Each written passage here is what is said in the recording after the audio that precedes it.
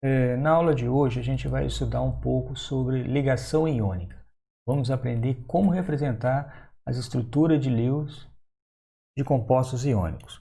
Lembrando que um composto iônico ele é formado sempre por um metal e vai estar combinado com um ametal.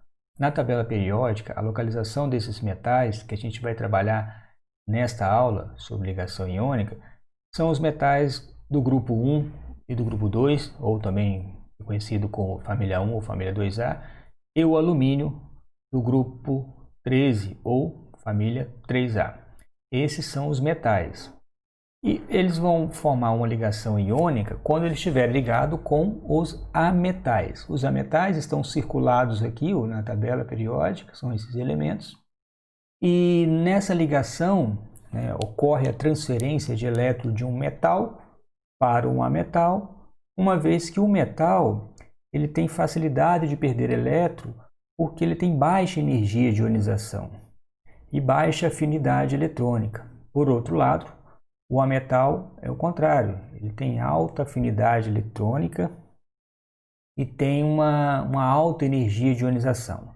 Em outras palavras, isso significa que o metal tem facilidade de perder seus elétrons de valência e o ametal tem facilidade de ganhar elétron de um átomo que possa ceder, no caso, o metal. E quando ocorre essa transferência de elétron, vão gerar duas espécies químicas. Vão gerar íons, chamado um cátion, que é geralmente derivado do metal, que a gente vai representar na ligação iônica, e o ânion, que significa que o ametal, ao receber esse elétron, vai ficar com um elétron excedente, e essa carga excedente é representada por uma carga negativa. Então, para isso, a gente vai usar a notação de Lewis, tá bom? Então, vamos passar aqui, ó. Bom, então a representação de Lewis dos elétrons de valência. Bom, como que eu faço essa combinação entre metal e ametal para chegar numa estrutura iônica, Lembrando que a ligação iônica é de natureza eletrostática entre um cátion, que é positivo, e um ânion, que é negativo. Então, eu preciso gerar esses íons, esses cátions. Para isso, eu vou ter que usar esta notação do diagrama de pontos, que é a notação de Lewis. Ela diz o seguinte, ele propôs que os elétrons podem ser representados, os elétrons de valência, como um ponto. Então, basta identificar a última camada de um átomo e representar o elétron desta última camada, o elétron da valência, como ponto, ou os elétrons. Então, você pode fazer essa representação da camada de valência ou dos elétrons de valência usando a tabela periódica, aqui está um recorte da tabela periódica, ou através da configuração eletrônica. Vamos fazer dos dois jeitos. Pela tabela periódica, basta identificar o grupo, ou a família em que se encontra o metal. Então, a família 1A, eu tenho o lítio, o sódio, o rubídio, o césio, o frâncio, todos esses metais possuem em sua última camada um elétron. Assim, eu vou representar com um único ponto esse elétron de valência. A família 2A, 2 elétrons, então eu represento com 2 pontos. 3A, 3 elétrons, 3 pontos. 4A, 4 pontos, e assim sucessivamente, até eu chegar na família 8A, que vai receber 8 elétrons de valência. Com exceção aqui, eu tenho o hélio, que só está localizado aqui, porque ele tem 2 elétrons, tem 2 prótons, mas ele é um gás nobre, ele está localizado porque ele é um gás nobre, mas ele não possui 8 elétrons na sua última camada. Com os demais, sim, vão possuir 8 elétrons na última camada. Então, por isso que eu represento como 8 pontos. Você pode, então, fazer a notação de Lewis com os elétrons, olhando a camada de valência de um átomo, ou através da configuração eletrônica. O átomo de sódio tem 11 prótons, então ele vai ter 11 elétrons. Se você fizer a configuração de 11 elétrons, 1s2, 2s2, 2p6, 3s1, 2, 4 com 6, 10 com 11 elétrons distribuídos nos níveis de energia em ordem crescente. Se você perceber, o nível 3, que é o último nível, eu tenho aqui o nível 1, nível 2, que é o 2s2, 2p6, e o nível 3, que é o último nível.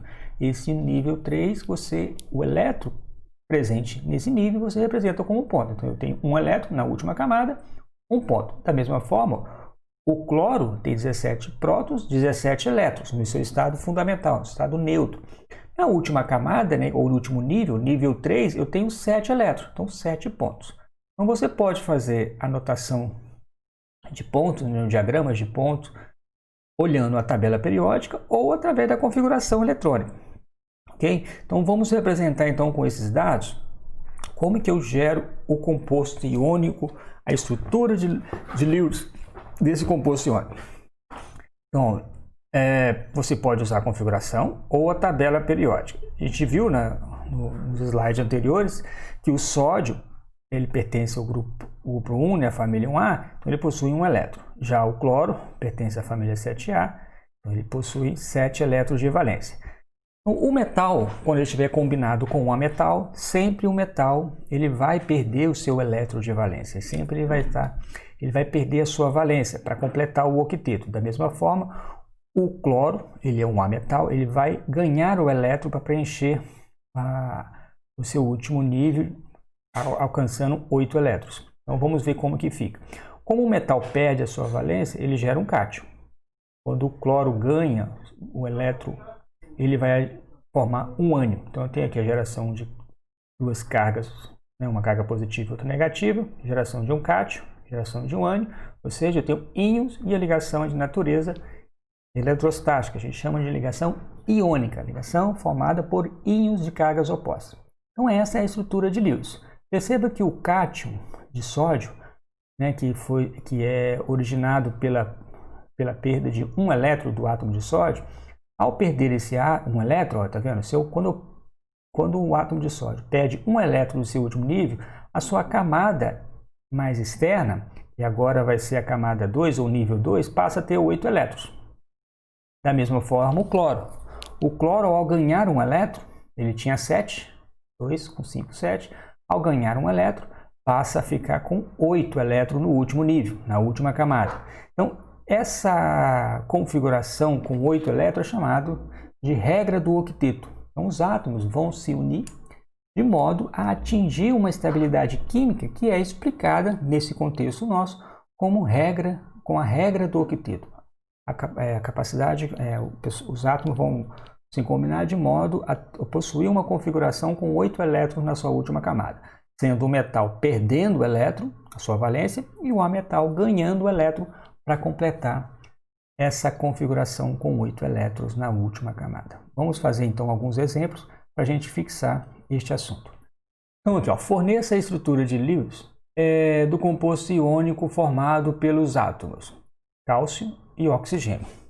Então o primeiro ponto é você identificar o cálcio na família, né? Você pode fazer a configuração ou identificar ele na tabela periódica.